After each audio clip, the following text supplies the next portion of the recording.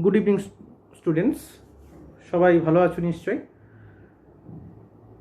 আজকে তোমাদের ধাতু, অধাতু ও ধাতুকল্প থেকে কিছু ছোট ছোট অবজেক্টিভ প্রশ্ন আসে এবং সেগুলো নিয়ে তোমাদের আমি আলোচনা করব আজকের ক্লাসে। আগের দিন তোমরা নিশ্চয়ই পড়েছো ধাতু অধাতুর বৈশিষ্ট্য, এবং আজকে দেখো যে ধাতুর একটি বৈশিষ্ট্যর মধ্যে ছিল যে ধাতব ঔজ্জ্বল্য। ধাতব ঔজ্জ্বল্য বলতে কি বোঝায়? যদি এরকম ধরনের টাইপের যদি প্রশ্ন আসে যে ধাতব ঔজ্জ্বল্য বলতে কি বোঝো এবং এটি কিসের উপর নির্ভরশীল, তো এরকম যদি প্রশ্ন আসে তাহলে কি অ্যান্সার দেবে? যে কোনো ধাতু কি হবে, কোনো ধাতু মসৃণ তল থেকে মৃদু উজ্জ্বল আলো প্রতিফলন করার ক্ষমতাকে বলা হয় ধাতব ঔজ্জ্বল্য। কি বললাম? কোনো ধাতুর মসৃণ তল থেকে মৃদু, আর কি বলবো, মৃদু উজ্জ্বল আলো প্রতিফলন করার ক্ষমতাকে বলা হচ্ছে ধাতব ঔজ্জ্বল্য। এবার ধাতব ঔজ্জ্বল্য কি কি বিষয়ের উপর নির্ভরশীল হবে? ধাতব ঔজ্জ্বল্য মূলত নির্ভরশীল হচ্ছে দুটি বিষয়ের উপর। একটি কি তলের মসৃণতার উপর নির্ভরশীল করে, আর দু নম্বর কি লিখবে যে যে ধাতু যে প্রতিফলক তলটা, সেই প্রতিফলক তলটা কি হচ্ছে, যেন অস্বচ্ছ হতে পারে, আবার কি হতে পারে, স্বচ্ছও হতে পারে, অর্ধস্বচ্ছ হতে পারে। ঠিক আছে? অস্বচ্ছ যদি হয় তাহলে প্রতিফলন ক্ষমতা বেশি হবে, তাই তো, অস্বচ্ছ হলে। আর হচ্ছে কি, দেখো একটা মৌলের যদি নাম বলতে বলে তোমাদের, যে উদাহরণ দাও যে অধাতু হলেও উজ্জ্বল, এরকম যদি বল, সেটা কি হবে? আয়োডিন। আয়োডিন অধাতু হলেও কিন্তু উজ্জ্বল। এটা হচ্ছে ব্যতিক্রম, জেনে রাখো যে আয়োডিন অধাতু হলেও উজ্জ্বল। বোঝা গেল? নেক্সট তোমাদের আরেকটা সংজ্ঞা তোমাদের দেয় মাঝে মাঝে, সেটা হচ্ছে হার্ডনেস বা কাঠিন্য বলতে কি বোঝায়, অর্থাৎ ধাতব কাঠিন্য, তাই তো। তো যে কঠিন পদার্থের এরকম শুরু করবে যে কোনো কঠিন পদার্থের যে ধর্মের জন্য তা বাহ্যিক বল প্রয়োগের কারণে সৃষ্ট বিকৃতিকে বাধা দেয়। বিকৃতি মানে হচ্ছে তার নিজস্ব যে শেপ, সেটাকে চেঞ্জ হয়ে যাওয়া। তাহলে কি লিখবে?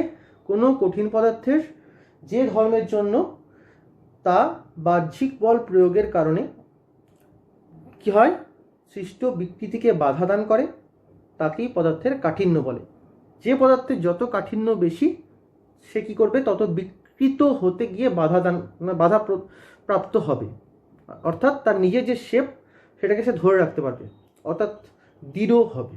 ওকে, তাহলে এর মান কি কি বিষয়ের উপর নির্ভর করছে, বা কোন বিষয়ের উপর নির্ভর করছে? মূলত নির্ভর করে পদার্থের প্রকৃতির উপর। অর্থাৎ পদার্থটা কঠিন হলে তাহলে কি হবে, তার যে কাঠিন্য সেটা বেশি হবে। তরল পদার্থের কাঠিন্য নিশ্চয়ই কম, গ্যাসের একবারই নেই বললেই চলে।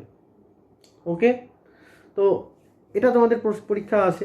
তো আমাদের যতগুলো মৌল ছিল সেই সংখ্যা নিশ্চয়ই জানো তোমরা, তোমাদের বলেছিলাম 118টি। সেক্ষেত্রে সবথেকে কঠিনতম মৌল কোনটি? কঠিনতম মৌল হচ্ছে হিরে। কি বললাম? কঠিনতম মৌল হচ্ছে হিরে, কিন্তু সেটি কিন্তু কি, অধাতু। খুব শুনতে অবাক লাগছে যে অধাতু হলেও দেখো এর কাঠিন্যের মান সব থেকে বেশি। ওকে, আচ্ছা, এবার দেখো তোমাদের একটা প্রশ্ন দেয় যে ছুরি দিয়ে কাটা যায় এমন একটি নরম ধাতুর উদাহরণ দাও। কি বললাম? ছুরি দিয়ে কাটা যায় এমন একটি নরম ধাতু কিন্তু, তাহলে আর উদাহরণ কি হবে? Sodium, Na। ওকে, নেক্সট প্রশ্ন হচ্ছে সাধারণ তাপমাত্রায় তরল ধাতু একটি উদাহরণ দাও। অ্যান্সার কি লিখবে? সাধারণ তাপমাত্রায় তরল ধাতুর একটি উদাহরণ হলো ব্রোমিন। কি বললাম? ব্রোমিন। নেক্সট প্রশ্ন কি লিখবে? যে জলের সঙ্গে কোনো অবস্থাতেই বিক্রিয়া করে না এমন একটি ধাতুর উদাহরণ দাও। জলের সাথে বিক্রিয়া করে না, কোনো অবস্থাতেই বিক্রিয়া করে না এমন একটি ধাতুর উদাহরণ। অ্যান্সার কি হবে? সোনা, রূপো প্রভৃতি। ওকে, সোনা, রূপো। আচ্ছা, এবার দেখো যে আরেকটা আসে যে নমনীয়তা। তোমাদের একটা বৈশিষ্ট্য ছিল, তার তিনটে বৈশিষ্ট্য কি কি? একটা হচ্ছে ঔজ্জ্বল্য, কাঠিন্য, নমনীয়তা, এগুলো আমি ডিসকাস করছি এর উপর ডিপেন্ড করে। নমনীয়তা বলতে কি বোঝাবো আমরা? নমনীয়তা বলতে ধাতু যে ধর্মের জন্য ধাতুগুলিকে পিটিয়ে পাতে পরিণত করা যায় তাদের মানে তাকেই বলা হচ্ছে ওই ধাতুর নমনীয়তা। ওকে, যে ধর্মের জন্য হাতুড়ির সাহায্যে পিটিয়ে বিভিন্ন আকৃতি করতে পারছি। ওকে, যেমন দেখবে সোনা রূপো আমরা অর্নামেন্টস তৈরি করি তো, এবং বিভিন্ন আকৃতি তৈরি করতে পারি। তো সেক্ষেত্রে এটা হচ্ছে নমনীয়তা বা মেলেবিলিটি। ওকে, নেক্সট যেটা হচ্ছে প্রসারণশীলতা। এটা একটা ধর্ম, তাই তো, ধাতুর প্রসারণশীলতা। তো প্রসারণশীলতা বলতে কি বোঝায়? ধাতুর যে ধর্মের জন্য ধাতুকে সরু তারে পরিণত করা যায় তাকে বলা হচ্ছে ধাতুর প্রসারণশীলতা। সরু তারে মানে কি? 1 গ্রাম সোনা থেকে 2 কিলোমিটার পর্যন্ত লম্বা তার করা যেতে পারে। ভাবতে পারছো? 1 গ্রাম সোনা থেকে 2 কিলোমিটার সরু লম্বা তার পর্যন্ত প্রসারণ করা যেতে পারে। তাহলে এখান থেকে প্রসারণশীলতা যত বাড়বে তত এই মানটা বাড়বে, বিভিন্ন ধাতুর ক্ষেত্রে বিভিন্ন হবে। ওকে, নেক্সট যেটা হচ্ছে আমাদের ধাতুর আরেকটা বৈশিষ্ট্য হচ্ছে কন্ডাক্টিভিটি বা পরিবাহিতা। ওকে, তাহলে এটাকে কি বলবো আমরা? ডিসকাস করবো কিভাবে যে পদার্থের যে বিশেষ ধর্মের জন্য কি লিখবে?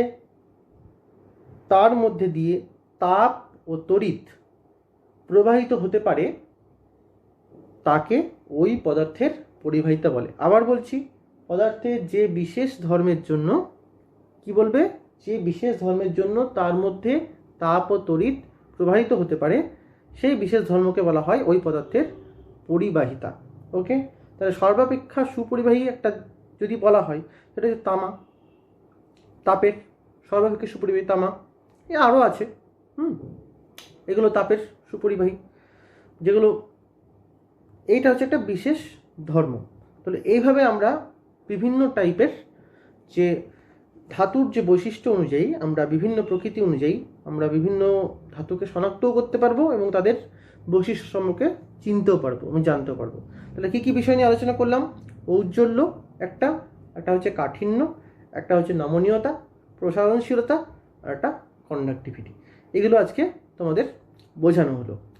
এর পরের যে বিষয়টাতে আসছি সেটা হচ্ছে, দেখো এখানে আমি একটা প্রশ্ন বলছি তোমাদের, যে তোমরা লক্ষ্য করো ছাত্ররা, এই যে ধর্মটি, বিশেষ ধর্মটি পরিবাহিতা, এই পরিবাহিতা ধর্মটিকে পরিবহন, ওই তাপ ও তড়িৎ পরিবহন করার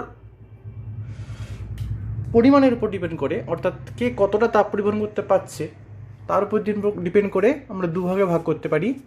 একটা হচ্ছে সুপরিবাহী, আরটা হচ্ছে কুপরিবাহী।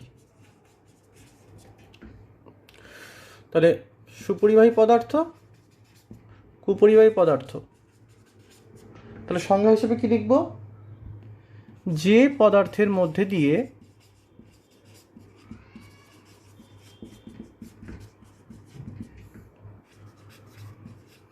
খুব সহজেই তাপ ও তড়িৎ কি করতে পারে? পরিবাহিত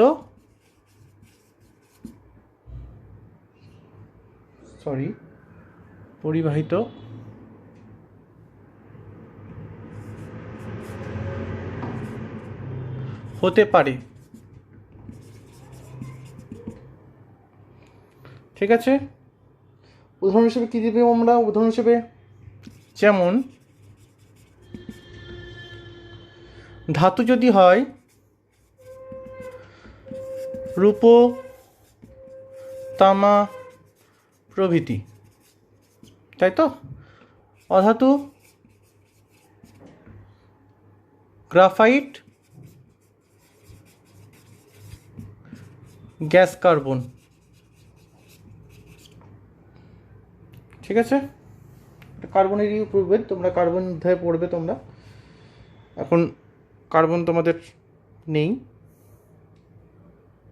তো ব্যাড, এটা হচ্ছে গুড কন্ডাক্টর, ইংলিশে কি বলবো আমরা, গুড কন্ডাক্টর মানে পরিবাহী। এটা কি হচ্ছে, ব্যাড কন্ডাক্টর। এর সংজ্ঞা কি লিখবো, যে পদার্থের মধ্যে দিয়ে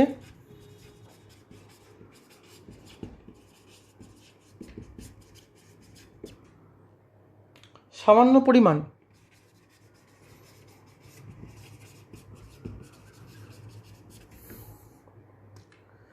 তাপ ও তড়িৎ পরিবাহিত হয়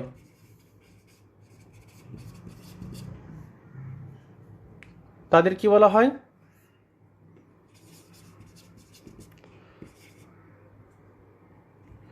তাদের কুপরিবাহী পদার্থ বলা হয়।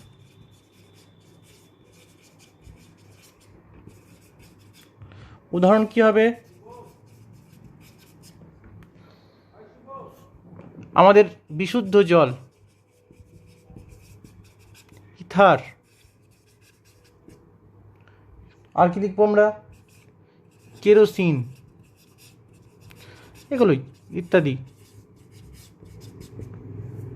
এগুলো তোমরা উদাহরণ হিসেবে লিখবে।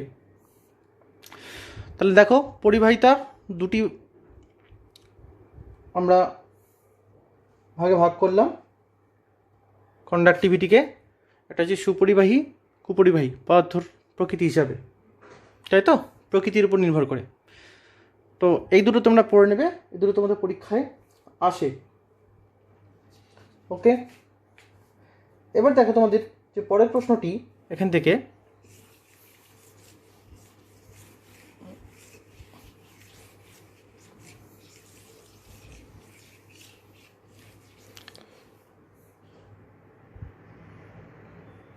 অর্ধ পরিবাহী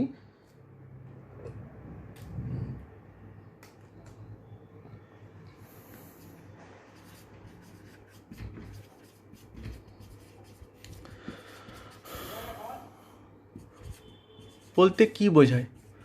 আচ্ছা, অর্থাৎ সুপরিবাহী আর কুপরিবাহী ছাড়াও আমাদের এক ধরনের পদার্থ পাওয়া যায়, সেটা হচ্ছে অর্ধ পরিবাহী বা সেমি কন্ডাক্টর। ঠিক আছে, তাহলে আমরা সংজ্ঞা হিসেবে কি লিখব, যে পদার্থের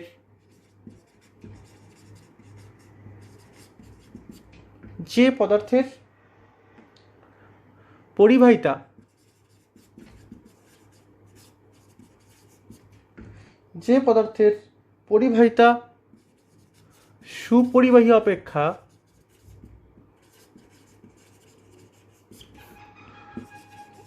কম কিন্তু কুপরিবাহী অপেক্ষা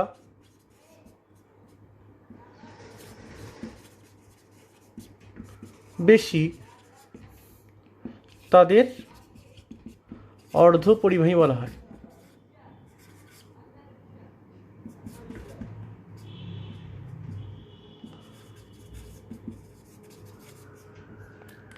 ওকে, এটা হচ্ছে অর্ধপরিবাহী সংজ্ঞা। উদাহরণ হিসেবে লিখবে তোমরা সিলিকন, নিশ্চয় নাম শুনে থাকবে, এই সাহিত্যের সংকেত। আর কি লিখবে, জার্মেনিয়াম, এর সংকেত হচ্ছে জিই। ওকে, তাহলে এটাও আছে তোমাদের, অর্ধপরিবাহী বলতে কি বোঝায়, উদাহরণ দাও। তাহলে এটা হলো অ্যান্সার। নেক্সট তোমাদের এখান থেকে প্রশ্ন আসতে পারে,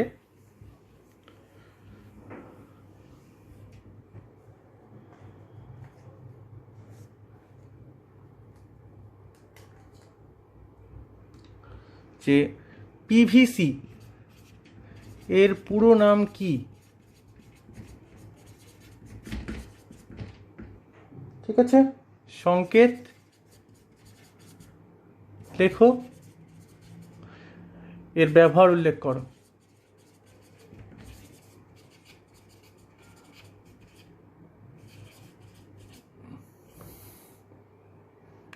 পিভিসির পুরো নাম কি, সংকেত লেখো, এর ব্যবহার উল্লেখ করো।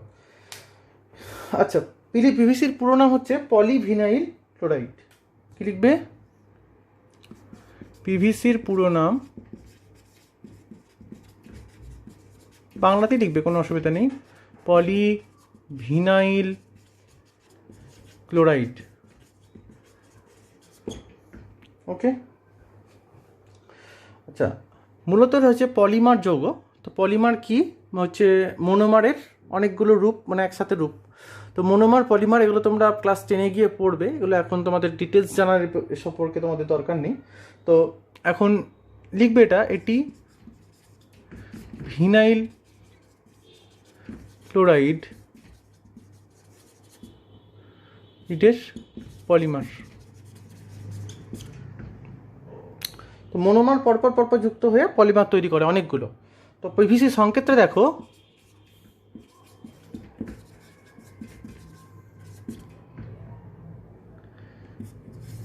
CH2CHCl,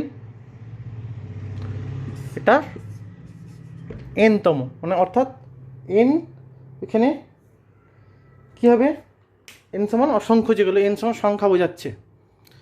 তো এইটা একটা হচ্ছে ভিনাইল ক্লোরাইড, CH2CHCl, ঠিক আছে।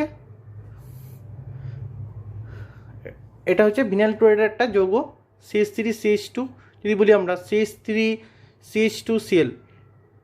তো এখান থেকে আমরা যদি যেহেতু শৃঙ্খল গঠন করব, আমরা কার্বন জানি ক্যাটিনেশন ধর্ম দেখায়, শৃঙ্খল ধর্ম, পরপর শৃঙ্খল হতে পারে। অর্থাৎ এইটাই দেখো পলিমার হিসেবে আমরা হোল এন লিখেছি। এটার অ্যাকচুয়াল সংকেতটা আমি দেখিয়ে দিচ্ছি। যদি আমরা এরকম করি,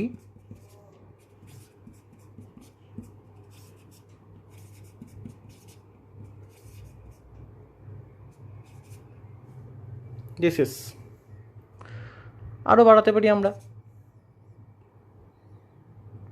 ঠিক আছে। আবার এরকম করতে পারি, CHCl, CHCl, CHCl, CH3। দেখো অনেকগুলো মনোমার, অনেকগুলো এই সংখ্যাটা ঢুকে আছে, দেখতে পাচ্ছ তোমরা? এই স্ট্রাকচারটা ভালো করে লক্ষ্য করো, কতগুলো আছে। এই একটা হলো, আবার দেখো এই একটা হলো, এই একটা হলো। তাহলে এগুলো হচ্ছে অসংখ্য মনোমার। এবার এখানে কেন আমরা 3 দিলাম? কারণ কার্বনের যোজ্যতা হচ্ছে 4, তাহলে কার্বনের সাথে 3টে হাইড্রোজেন যুক্ত হয়ে 4 যোজ্যতা হচ্ছে। এই যোজ্যতা কী, এগুলো তোমরা শিখবে এরপরে চ্যাপ্টারে, ভালো করে তোমরা জানতে পারবে যোজ্যতা, ভ্যালেন্সি কী। তো এখন এগুলো বোঝার বিষয় নয়, জাস্ট আমাদের আমি মনোমারটা দেখিয়ে দিলাম পলিমারের মধ্যে দিয়ে। তো এটা একটা হচ্ছে পিভিসির পলিমার। যদি বলি এরকম অসংখ্য চলতে থাকবে, আমরা যদি এটার পাশেও যদি হোলেন দিই তাও সংকেতটা ঠিক। তার জন্য আমরা ইউনিট হিসেবে একটা ছোট হিসেবে এইটার একটা হোলেন দিয়ে দিয়েছি, একটা লিখে তার মধ্যে হোলেন দিয়ে দিয়েছি। এবার এটা অসংখ্য হতে পারে, n=টু ইনফিনিটিভ হতে পারে। তাহলে এই তো গেল পিভিসির পুরো নাম, সংকেত তাহলে এইটাই লিখবে, যেটা CH2CHCl হলেন। আর এই ব্যবহার কি লিখবে? সাধারণত এই পদার্থ প্রকৃতি অনুযায়ী পিভিসির ব্যবহার আমাদের খুব গুরুত্বপূর্ণ, তার জন্য তোমাদের এটা পরীক্ষায় আসে। জলের পাইপ 1 নম্বর লিখবে ব্যবহার, জলের পাইপ তৈরিতে।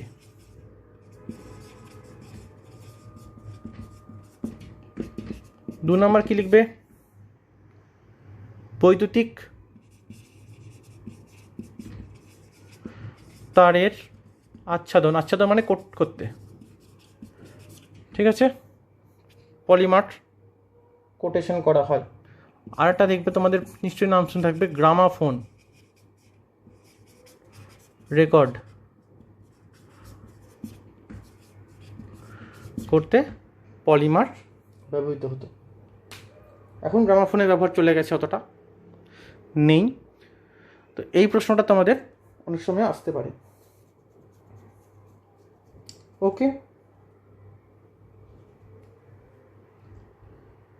এবার তোমাদের কিছু পরীক্ষা, মাধ্যমে আমি দেখাচ্ছি যে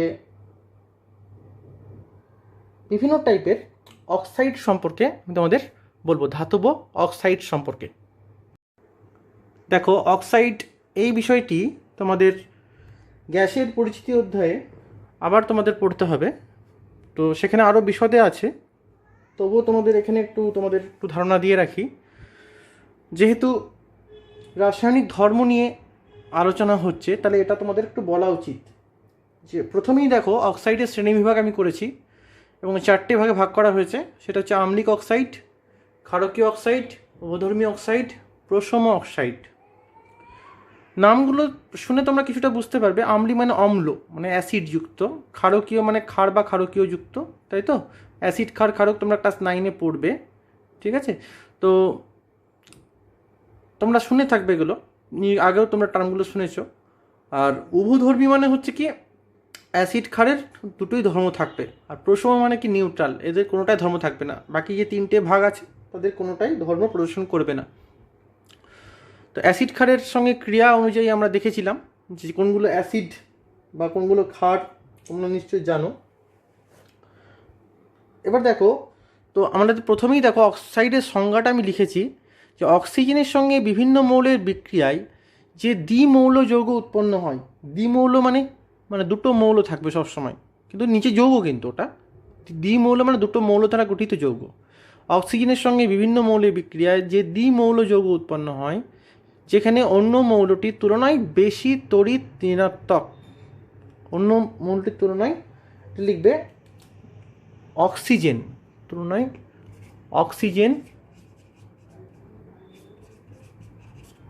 ব্র্যাকেটে O2 বেশি তড়িৎ ঋণাত্মক। অন্য মৌলটির তুলনায় অক্সিজেন বেশি তড়িৎ ঋণাত্মক, তাকে অক্সাইড বলা হয়। তো প্রধানত 4 প্রকারের অক্সাইড আমি আগেই বললাম, ঠিক আছে? এছাড়াও আর একটা আছে, আরও কয়েক প্রকার অক্সাইড আছে, এই যে সুপার অক্সাইড, এগুলো পড়বে তোমরা পরবর্তীকালে। সুপার অক্সাইড, সাব অক্সাইড, মিশ্র অক্সাইড, পারক্সাইড, এগুলো সব ভাগটা, ঠিক আছে? মেন যে পার্ট সেটা হচ্ছে আম্লিক অক্সাইড, ক্ষারকীয় অক্সাইড, উভধর্মী অক্সাইড আর প্রশম অক্সাইড। আর যদি সবগুলো মেশাতে হয় তাহলে আরও 4টে ভাগ আমরা পাচ্ছি। কী কী? সুপার অক্সাইড, সাব অক্সাইড, মিশ্র অক্সাইড, পারক্সাইড। ওকে, আম্লিক অক্সাইড মানে হচ্ছে অ্যাসিডিক অক্সাইড। তাহলে এর সঙ্গে কীভাবে লিখব? প্রথমটা দেখো, কার সাথে কার বিক্রিয়া হবে এখানে? অধাতুর সঙ্গে অক্সিজেনের বিক্রিয়া।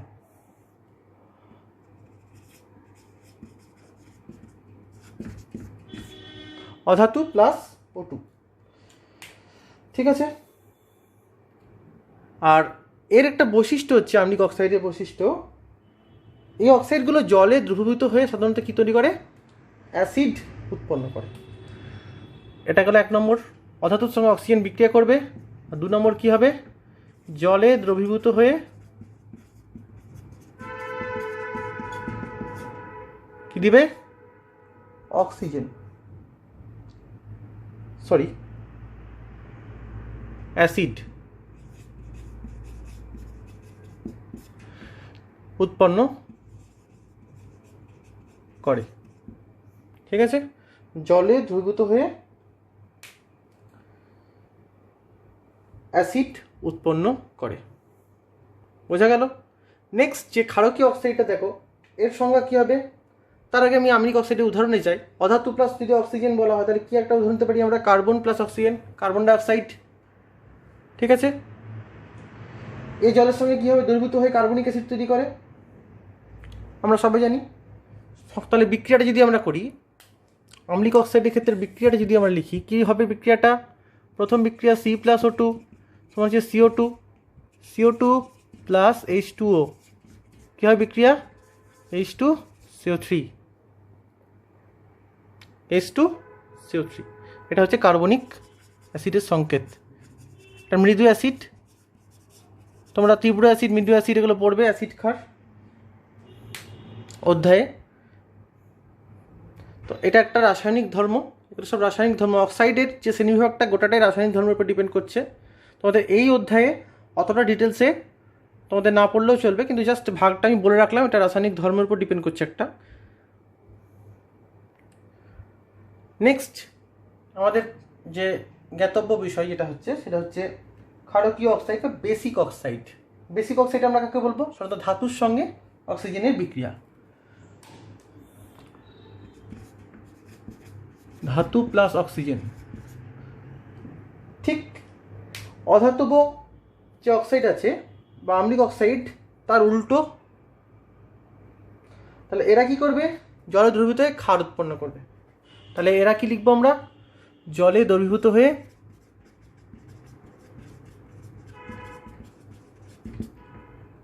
ক্ষার উৎপন্ন করে।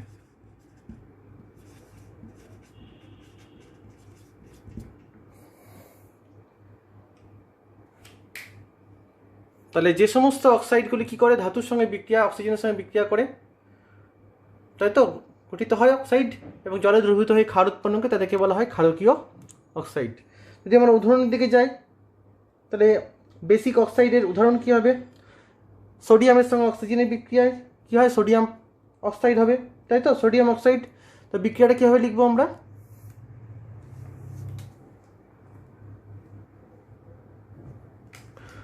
দেখো তোমাদের দেখাচ্ছি।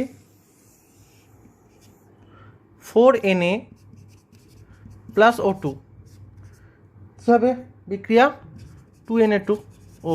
এখানে সমান চিহ্ন দিতে পারো তোমরা, যেহেতু সমতা বিধান হয়ে গেছে। 4Na plus O2, 2Na2O, sodium oxide হলো।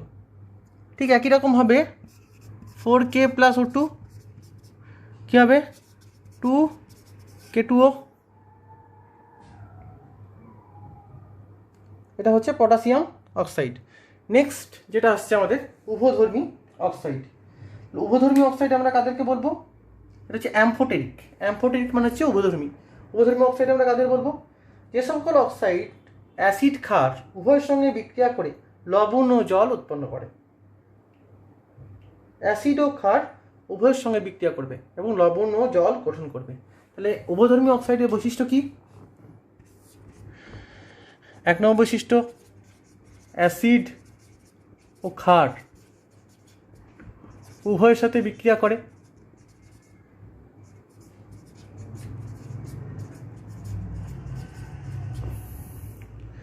2 নম্বর কি লিখবে? বিক্রিয়ায় লবণ ও জল উৎপন্ন করে।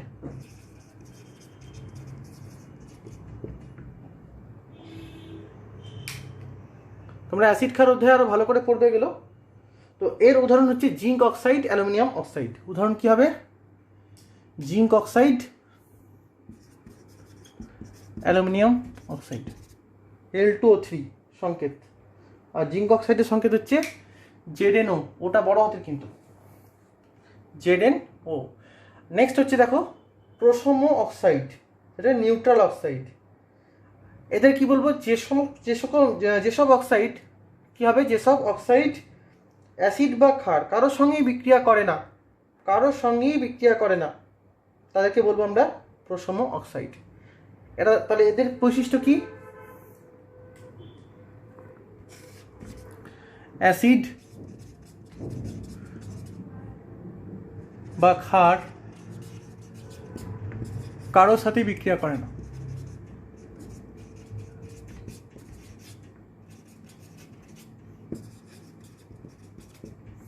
অ্যাসিড বা ক্ষার কারোর সাথেই বিক্রিয়া করে না। উদাহরণ কী হবে? যেমন জল হচ্ছে প্রশম অক্সাইড, মনে থাকবে।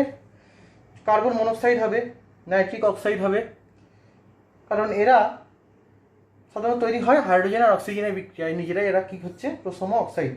এবং হাইড্রোজেন অক্সিজেনের বিক্রিয়ায় এরা তৈরি হচ্ছে। আর নাইট্রোজেন আর অক্সিজেনের বিক্রিয়া কী তৈরি হয়? নাইট্রিক অক্সাইড তৈরি হয়। বিক্রিয়াটা নিশ্চয়ই তোমরা জানো, 2H2 প্লাস O2 সমান হচ্ছে কি? 2H2O। আর এটা কী হয়? N2 প্লাস O2 সমান কী হয়? 2NO। এছাড়াও যে আমাদের তোমরা আরও 4টি প্রকার অক্সাইড তোমরা পড়েছিল, আমি তোমাদের বলেছিলাম, যেটা হচ্ছে মিশ্র অক্সাইড।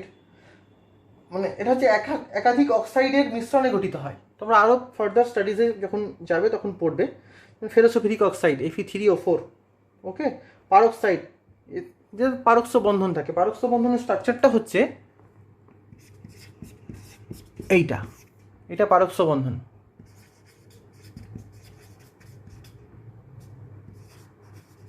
তাহলে যে অক্সাইডের মধ্যে এই বন্ধন থাকে, যেমন হচ্ছে H2O2 হাইড্রোজেন পারঅক্সাইড, ঠিক আছে।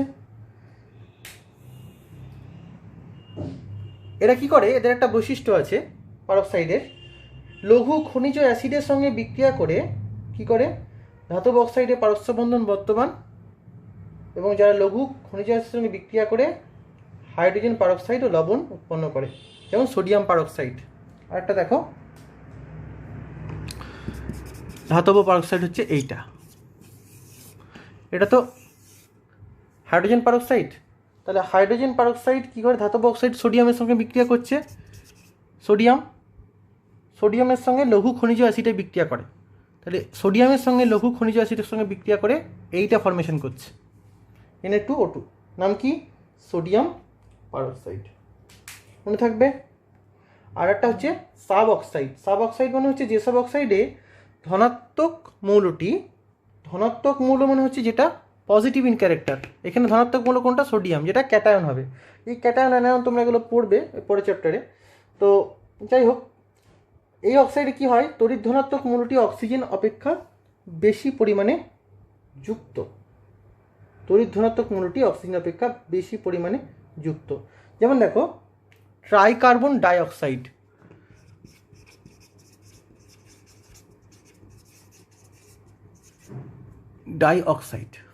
এটা একটা উদাহরণ। সংকেত হচ্ছে C3O2, নিশ্চয়ই এখন নাম তোমরা শুনুনি হয়তো তোমরা। এটা একটা স্পেশাল অক্সাইড, এটা হচ্ছে সাব অক্সাইড। ওকে, এটা কি হচ্ছে C3O2 সাব অক্সাইড। ওকে, লাস্ট যেটা তোমাদের আমি বলেছিলাম সুপার অক্সাইড, তোমরা পরবর্তীকালে পড়বে এগুলো। যে অক্সাইডে অক্সিজেন কি হয়, -12 জারণ স্তরে থাকে, অক্সিজেন -12 জারণ স্তরে থাকে।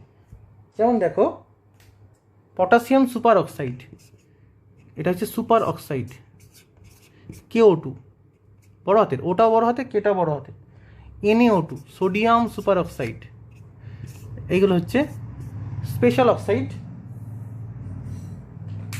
তোমরা এগুলো জেনে রাখবে, জাস্ট জানার জন্য তোমাদের এগুলো দিলাম।